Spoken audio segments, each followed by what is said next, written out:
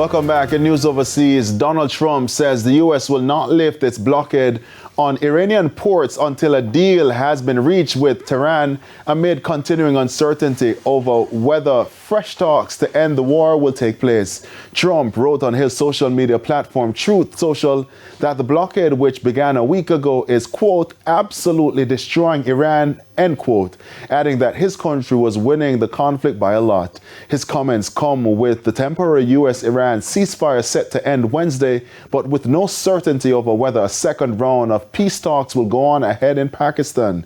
There is tightened security in Pakistan's capital in anticipation of a meeting, but U.S. Vice President J.D. Vance, who's set to lead the U.S. delegation, has not yet left Washington, while Iran says it has not decided whether to attend. And the Primetime News package continues with sports after this break.